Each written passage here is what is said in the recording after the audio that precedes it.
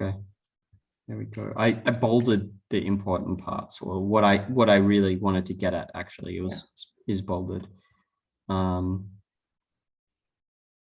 This is a automatized transcription, so it's going to be, the spelling and stuff might be a bit odd in places.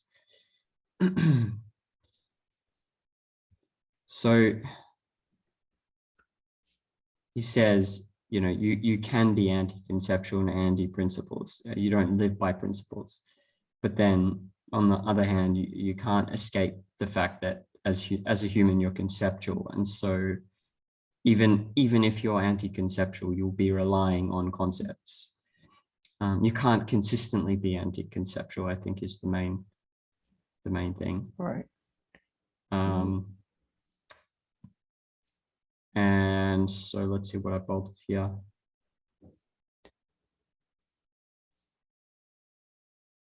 Okay, yeah, I mean, they just refuse to think about it, is what I'm saying. He's saying they banish it from consciousness. They don't know what they think or why they think it. And they just sort of react to whatever automatized material is fed to them, or whatever, like. Yeah. But that is where the principle comes in, is what he says. Whether you like it or not, it's because of the subconscious that you cannot escape principles. So, okay, here's my, initially I was like, I thought that, we're talking about just pure subconscious association, but now what I'm thinking is that because we, on some level, well, maybe this is a bad explanation, but you need some kind of generalization to function in some way. And so what the associative mechanism will do is, if you don't consciously define the principles that you have, then, if you've just seen something in a movie and there was a line that kind of resonated with you, or you picked something up in a book, that's how you're going to absorb it if you're unprincipled. What do you think of that interpretation? I'm not sure if, I agree with your interpretation, I think. But I'll clarify it this way. I'm not sure if what Peikoff said necessarily follows from what Rand thinks. I'm not entirely sure, because he's talking about, you don't have to consciously acknowledge your principles. But I'm almost wondering, I don't think you could avoid having concepts, but I don't think you could literally banish them out of your awareness. Insofar as you do have concepts and principles, I think they need to be something held consciously. Regardless of how they're formed, even if they're formed in a haphazard, non-principled way, or non, like a random, relatively random way, you'll still have the concepts nonetheless, and principles, and those things only have access to consciously. You don't have unconscious concepts or non-conscious concepts. I don't think you have subconscious concepts either. And you don't have subconscious principles either. I would say there's subconscious behavior, subconscious memory or activity, but I wouldn't really say that there's principles that will form then, or that I don't think you could banish the principles from consciousness, but then at the same time say that the person has principles in a subconscious way. I think if it's banished from the conscious mind, then it's not there. I just interpret banishing from conscious mind as not thought through. For example, you take a quote, I don't know, a hedonistic quote, if you can think of one. I can't think of one right now, but like, do what makes you feel good, for example. And you've just heard that somewhere, or you've seen it in a movie scene, or ignorance is bliss. And then at the moment where you're making a decision, your subconscious by association may recall certain formulations that you'll act on. And it's banished from the consciousness in the sense that you haven't really thought them through. That's just how I interpreted that. Yeah. Part of the issue here is, what exactly does he mean by subconscious? When I've thought about the concept more, it's relatively vague what the subconscious is supposed to be. Is Peikoff thinking of it as literally just non-conscious thing, or it's just more like the automatic or quick Okay. processes of I don't thinking? know. I'm not sure to what extent Yeah. the content of these concepts are, the principles are. We could say, it's fine to say, I think that you could have a rough, that you can avoid thinking about it, deny thinking about it, or try to keep it out of your attention. But regardless of that, you're going to use your concepts or principles to some extent, just because of the way the human mind works. You'll use what you have, even if it's terribly formed and it's terribly done. You still need concepts at some level and principles at some level, even if they're wrong or poorly formed and almost useless. Right. You could call it subconscious in the sense that they're only vague, they're uncertain, and it feels like they act or occur like a reaction. Yeah. They're more reactionary. I think that would be a fair understanding. But I would disagree if he means like subconscious as like another consciousness practically that's holding these values that feeds your conscious mind to think. So I'm trying to distinguish it as, well, there's one consciousness, there's one thinker, there's one sense of consciousness.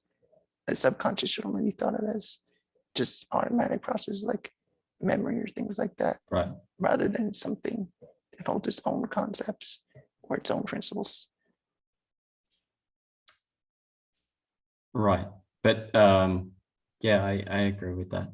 Yeah, anyway, I'm just curious because I'm still not fully, I don't feel very, I mean, I get it to some extent, but I wouldn't be able to explain to someone, oh, okay, Yeah. you're definitely, you need philosophy because you're going to act on a principle whether you know it or not, which I couldn't Right. make a good case for actually. If you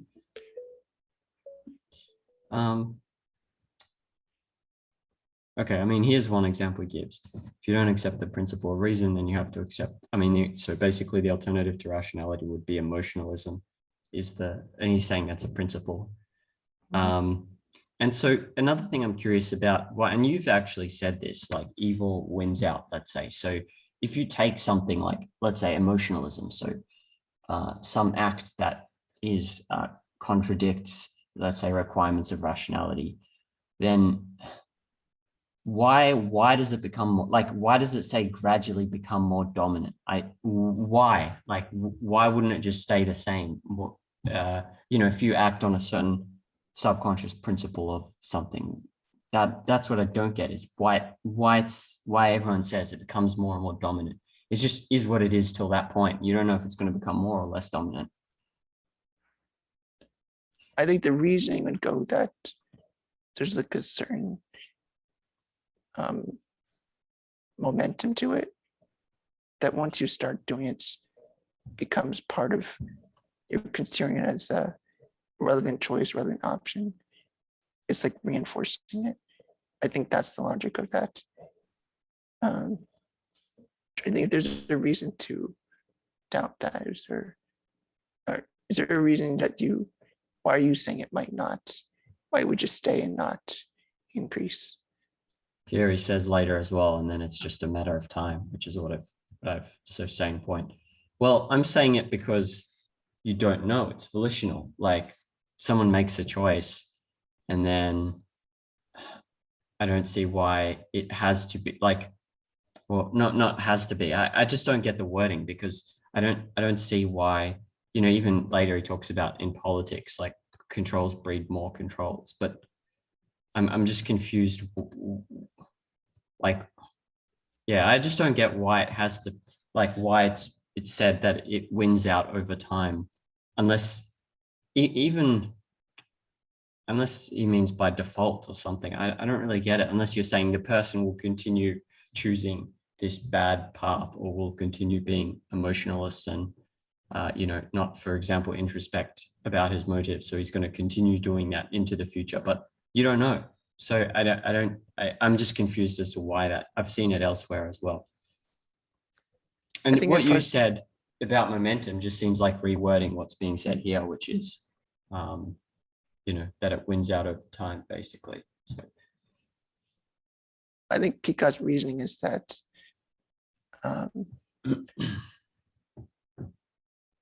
that, let me see.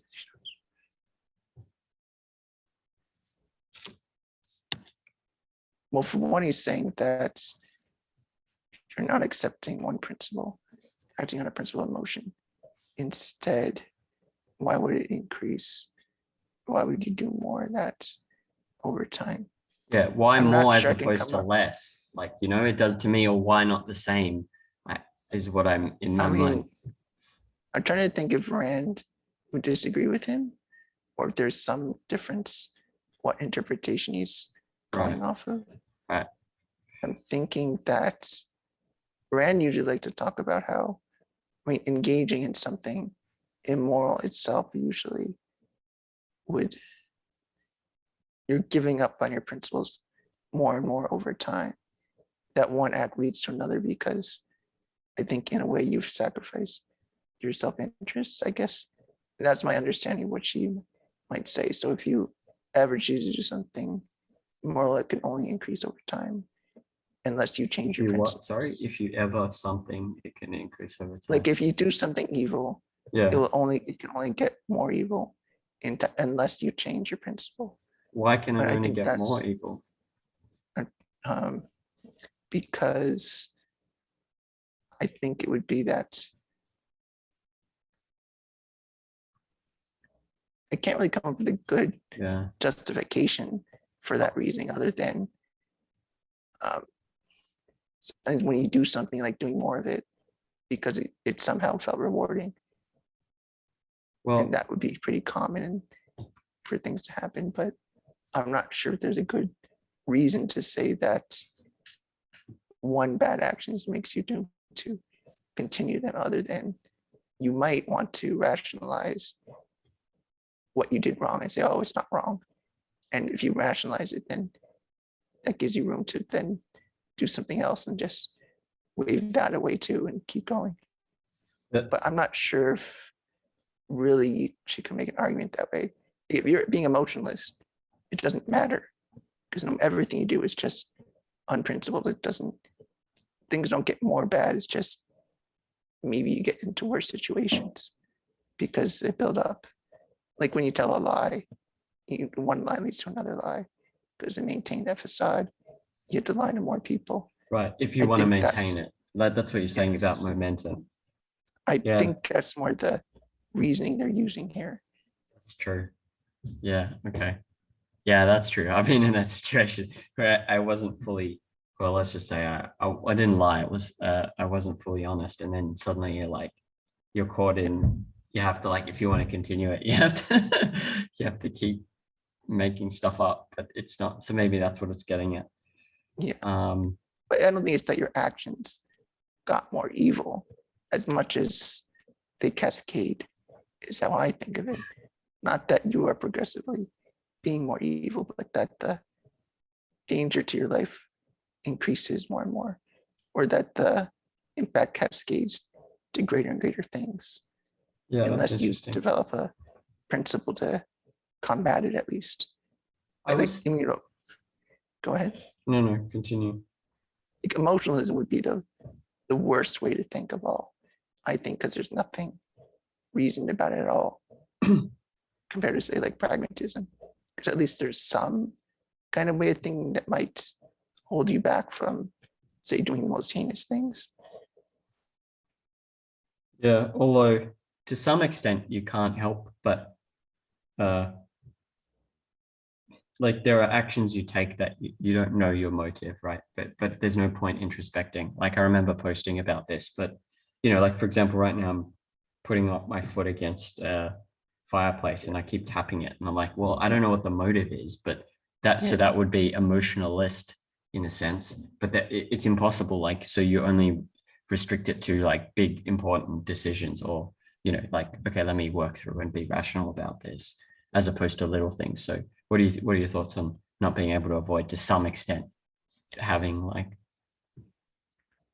I think about what I think about principles is that yet there's something consistent and frequent and always there, in a sense that if it's a principle, you're acting on a principle, then it's something like a habitual way of thinking and acting.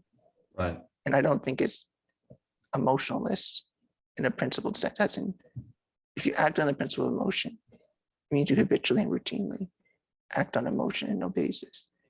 In your context, it's not like that. It's like, yes, it's an action if you take it without reasons, but it's not like they're irrational. It's not like they go against some grain of rational action. Right. It's right, just right, they're right. not part of, it's not a principle of emotionalism as much as like it's a principle of rational action and recognizing there are certain actions that are consequential and other actions that might not be. Right. And you could set them aside or not. But that's different than being principally acting on emotion, which is like, okay, you don't even bother to think about, could there be a right way to act? Just everything's like the foot tapping on the door or tapping on the fireplace. Or you don't even think about anything. It's not that, oh, there's no use to thinking about it, but that there's no use to thinking, period. So it's a difference of degree, really, or in the basis for it. I was thinking the answer or what you were saying before about why, let's say, one bad principle wins out over a good principle was different from what I initially thought, which was maybe it was habit. Like, but then I was thinking, well, if that's the answer, it's not very convincing because it's hard. Like, it's not. I don't know how much that is for philosophy as opposed to psychology to answer. Like, okay, if you habituate something, here is the evidence that it's like even one small action will start a chain process that makes you habituate this thing, and it's very hard to get out of. Like that would be for psychology to prove, Mostly, yes. and not philosophy. But then, so I thought that was the answer, which I wasn't happy about because it's not, to me, it's not very, yeah, I can't sell myself on it, which is ideally what you want to be able to do, right? Yeah. But then your answer is, I think, closer to what Peikoff talks about here, which is, see if I can, like he says, why does this work this way that if you default consciously, evil wins subconsciously? And there's actually an Aristotle quote about this, which is, it's easier to miss the mark than to hit the target, something like that. Because, like you can hit a million things, but if you want to hit the target, there's a specific course of action that needs to be taken with maybe even an intellectual component or a mental process. Yes. And that could be trained, but the point is it requires work and effort, and it can't just be magically summoned.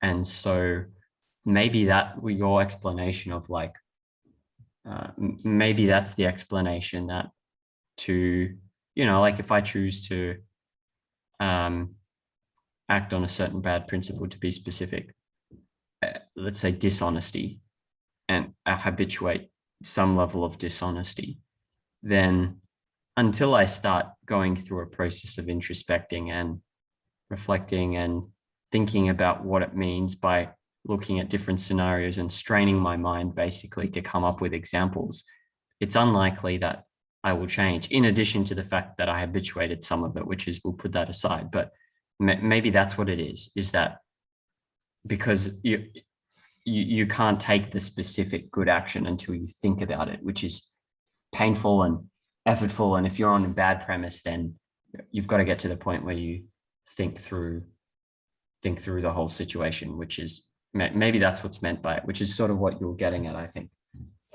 Yeah, I think that's a better way of thinking about it, especially with the arrow trying to hit the mark. And that is a lot of what virtue ethics is supposed to be, that the effort that you habituate in a way that you can hit the mark easily without reflection too much, or that through practice and training, you'll be able to hit the mark. And hitting the mark is, you want to be efficient at life, not just say, oh, you hit the target, but can you hit it well? Yeah. Can you do it well? Can you get there well? Yeah. And in a way, I wouldn't worry too much if it gets psychological. I think the way objectivism is really big on observation, I think, makes it hard to avoid science almost being part of thinking about objectivism. Like there's a blurry line. It's not like a hard line between biology and philosophy. I mean, some of the observations are scientific in nature, that you observe plants growing, you observe that plants have photosynthesis and things like that. It can't be just pure reason or purely off of definitions.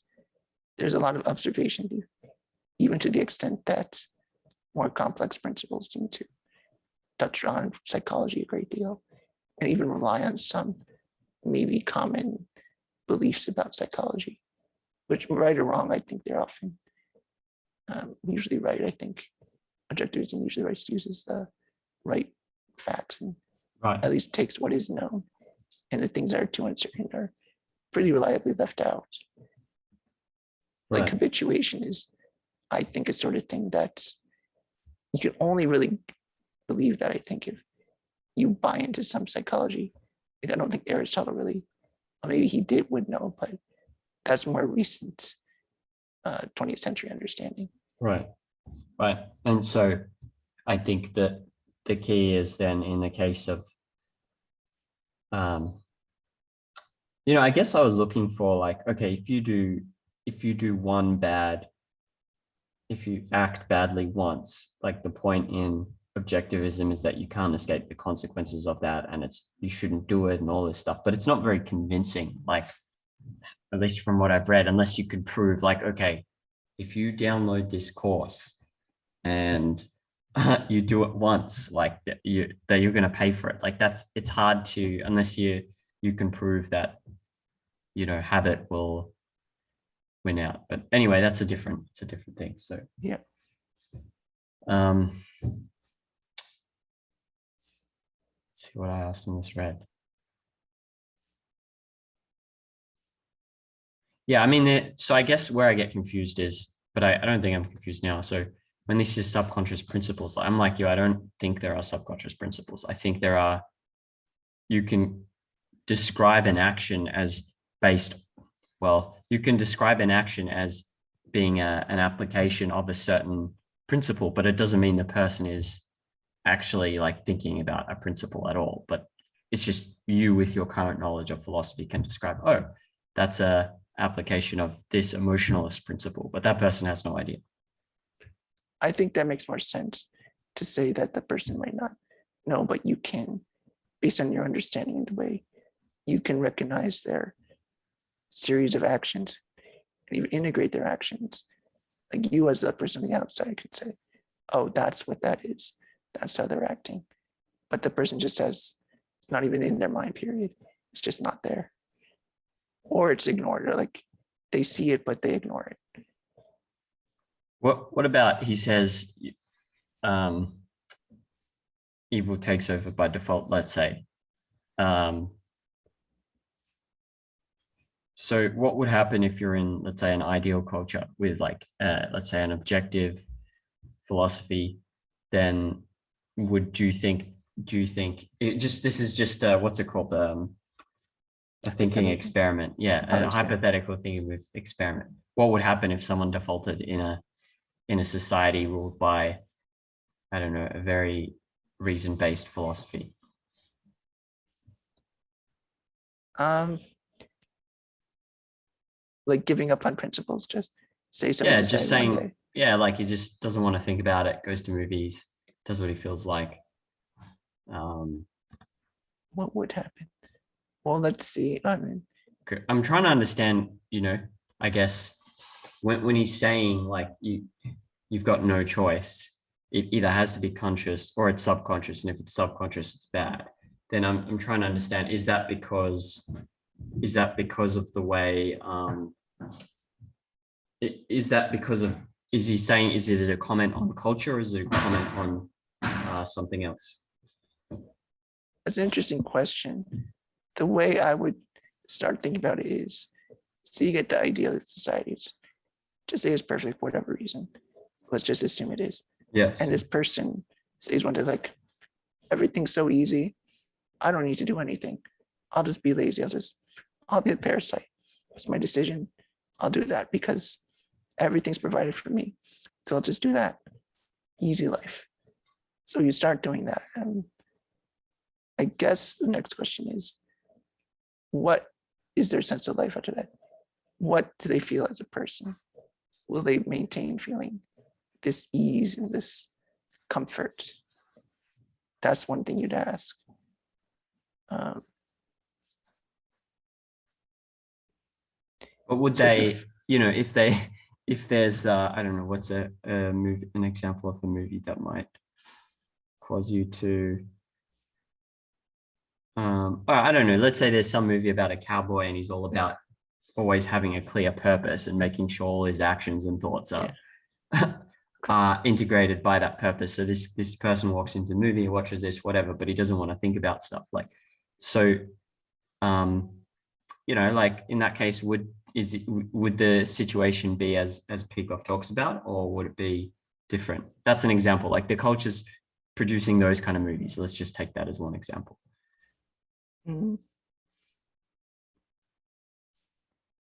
Maybe I don't understand the context switch. Like I understand the person going to the movies.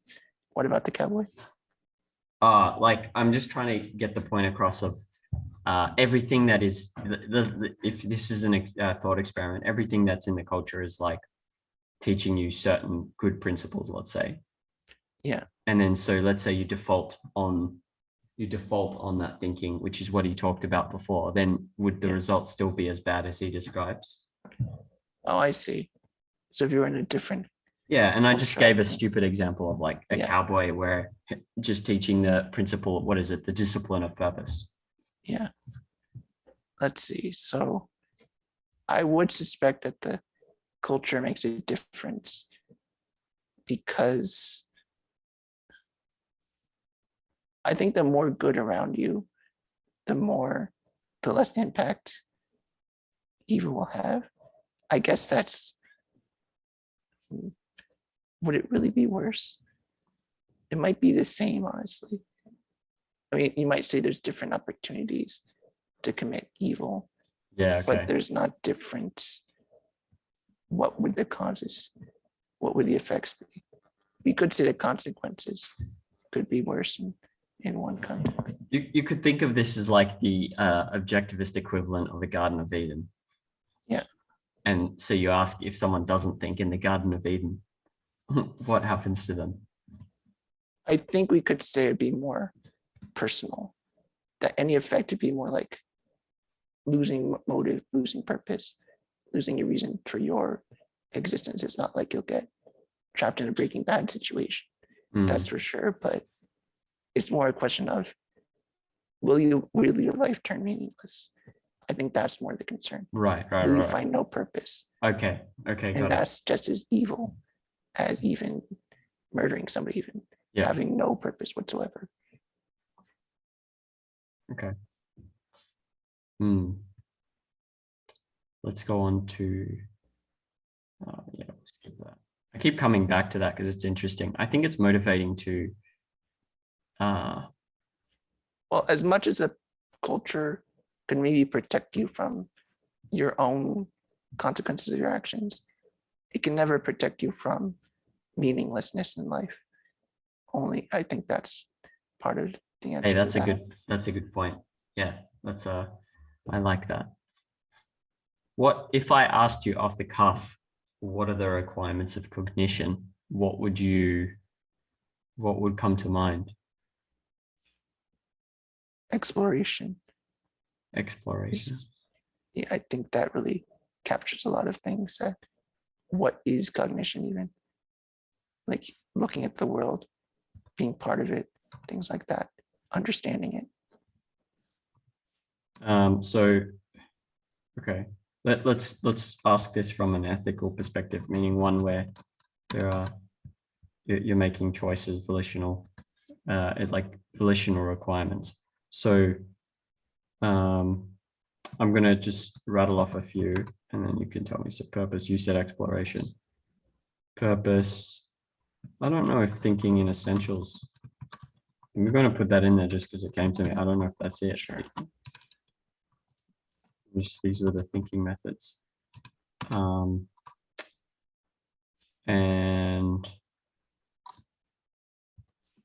oh yeah, focus. Did you say that? I did not. Well, okay. Yeah, I would include these two. Yes. And What else? I don't know. I think that's what I've got. Principles, essentials, purpose, focus. As far as thinking principle, I mean, reason, purpose. Well, I know these are thinking methods. I don't know if they're requirements of cognition. requirements. I mean, reason, purpose, self-esteem. I mean, reason, purpose, and self-esteem always apply. If you need more, you know, Right, which is purpose, yeah. reason, purpose, self-esteem. And Although it's weird because it's hard, because when you say self-esteem, it's not circular, but it's like it's not you know, you need to exercise cognition in order to have self-esteem, but you need self-esteem in order to exercise cognition. So it's one of those you need a purpose in order to think, but you need to think in order to have a purpose. You need to think in order to exercise a reason and hold it as a value, but you need to hold value as a reason in order. You know what I'm saying? Like that, it's kind of strange to, what do you make of that? I see how it's could be complicated. I mean, I like putting those together usually. Reason, purpose, self-esteem, because it gets us a question of, can you essentialize those even? Can you put those all into one term? But I think that's just what life is. That's life. What's through? Right? We could, I think that's how you're phrasing the question, maybe. So requirements of cognition. Well, what do you mean by cognition here then? What exactly are you trying I to just convey? got this from, where did I get it from? OPA, and then I tried to quiz myself on it and I got stuck. Yeah, I think these would be the answers if Peacock were quizzing you. Yeah. Okay, I'm going to come back to this. I'm reviewing some things. And then principle of integration, like this was also from OPA, the wording. Like, I know what integration is. It's to relate one thing to another. So even deduction is integration, induction is integration. But when you say that the principle of integration, like what would come to mind? Is it talking about a particular method? Like, I don't think so. I think okay. just the idea that you ought to be relating your concepts in the horizontal sense that you talked about, that you should relate concepts to see how they're related or not. And that's an important thing to do by principle, that it should be a regular part of your thinking to integrate or attempt to integrate or see what can be integrated or not. Having that attitude all the time. I think that's more of it. What about this? Like never treat a fact as isolated. See how it relates to other things.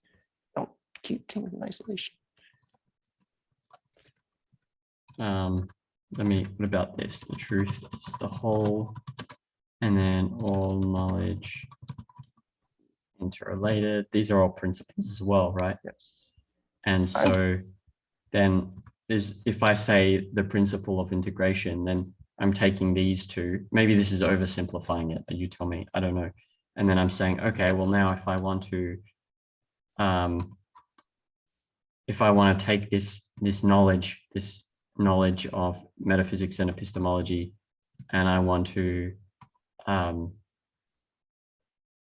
it guide my actions and choices, then I will turn that the principle of integration is reminding me that all knowledge is interrelated, all of reality is interconnected, and therefore I should consciously seek to relate one piece of knowledge to another piece of knowledge every time I learn something new. What about that? Is that sort of, what do you think of that? Where it's like taking these principles from metaphysics and epistemology and turning it into an ethical yeah, but tool. you should also consider the things that are more observational about that. Like, sure, you got those propositions up top, yeah, but also think about what's an example of it happening. The principle will be integrating both the more abstract thing. What's this proposition or principle you developed? And what are the observations that led to it? Combine those and get the principle. What do you mean the observations that led to it? Like, Say, how do you know that knowledge is connected? How do you know? What did you observe in reality that led you to that conclusion?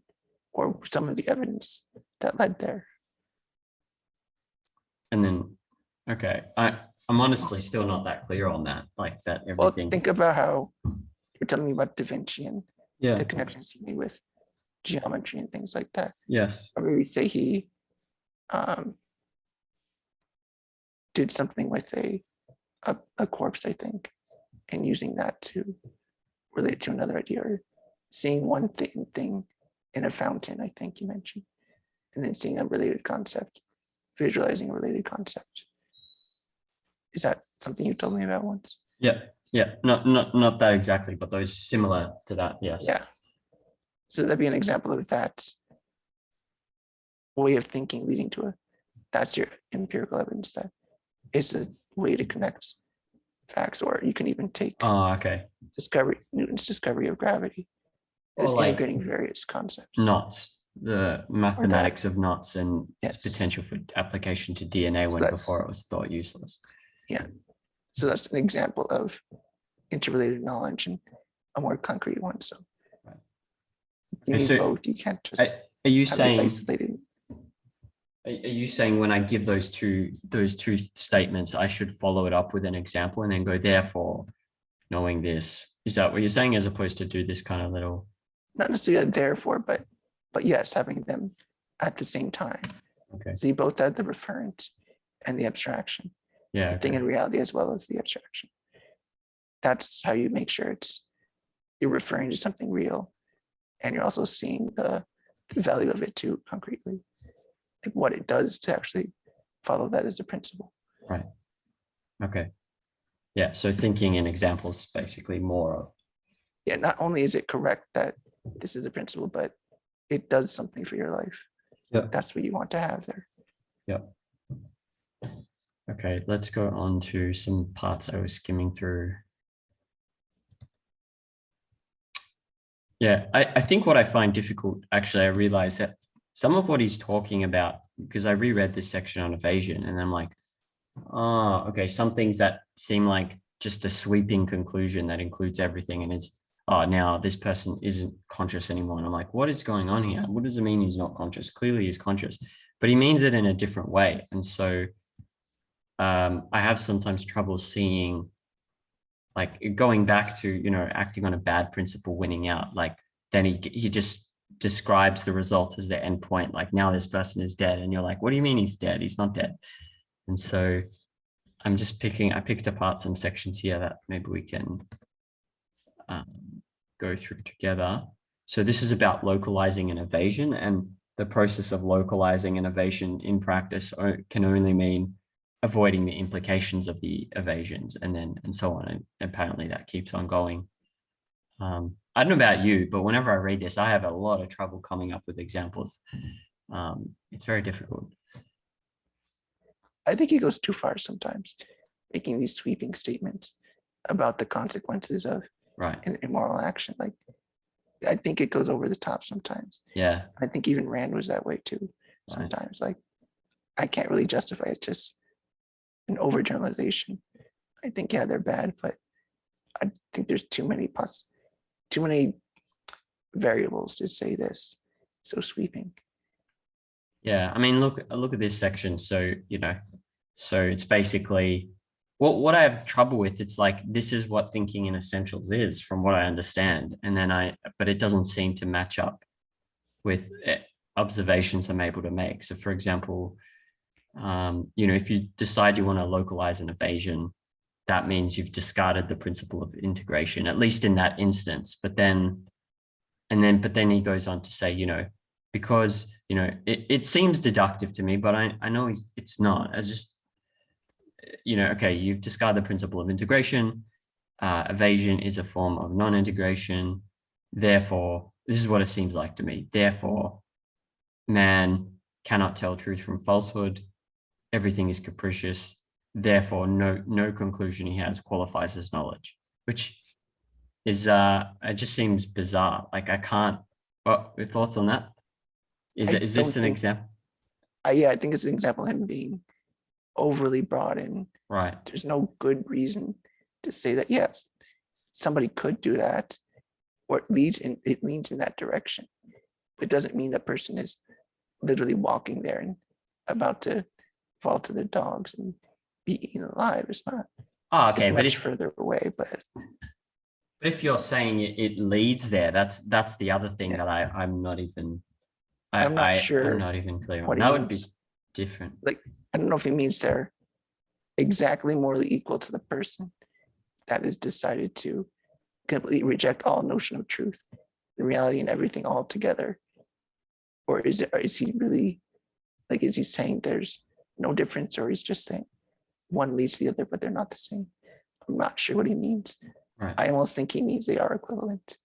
He's being overly harsh, but Look, I'm not really sure. as an example, if we want to get a concrete example before we wrap up, like, okay, imagine someone who is drives a little bit recklessly and gets police fines, and Yeah. the person decides that they want to just they don't want to pay the fines. They don't even want to think about it, so they just put the fines away, and they just keep doing that over time, and they keep accumulating more and more fines. So that's a kind of, let's say, evasion or non-integration. Yeah. Like, because the fines are in a pile in some corner of the room, Yeah. let's say. But then, like, how does that spread? That's what I'm, and then it's the, okay, so that's an example of willful disintegration of mental contents, let's say. But then I would definitely not say, because I know a person who did this, so this is why I'm using it as an example, because it's practical. Okay, so that's an example of willful disintegration of mental contents. But I would not say the person is now in a condition that means they no longer can determine consistency or contradiction, truth or falsehood. And I don't even know, and that none of their conclusions qualify as knowledge, especially since I know the person was, partially managing a company. So it's, even, I don't even see how the person would follow it consistently. Is, you know what I'm saying? Yeah, I know what you mean. Like, how do you spread from that evasion? Like, you put the fines away, but then what? How do you keep spreading it? I think that's hard to come up with examples. I Yeah. mean, with the fines you keep, I mean, in a way, it seems like a lot of it depends on in what way you acknowledge there might be some negative consequence, or in what way it affects your thinking about your own life. It might not always be immediate. Sometimes it's maybe the person will just continue to act that way the rest of their life and not get worse or better, just Right. remain. Right. And I think that could happen too. It's not admirable, of course, and it could just be that they remain there forever. And that could be, I think, depending on if it's something that can grow over time or if it remains. But I don't think it could ever just get better automatically or by default. If I were to talk to Pika, like if I were to ask him about this passage, and other than eye roll, but I would want to be diplomatic, of course. So I ask him, like, it sounds like you're being very imprecise. I kind of know what you mean, but I'd like some more precision in this passage. How would you explain exactly what's going on? Are they approaching, or they just would eventually go there? Yeah. If they didn't change their principles, are you saying they're morally equivalent? And I'm not sure. Right. Well, it seems like an important thing to do, because Yes. if this is, if there is some sense to this, then it would be motivating if you saw why or how it played out, because then you would be less tempted to, act on, let's say, a bad principle than Right. otherwise.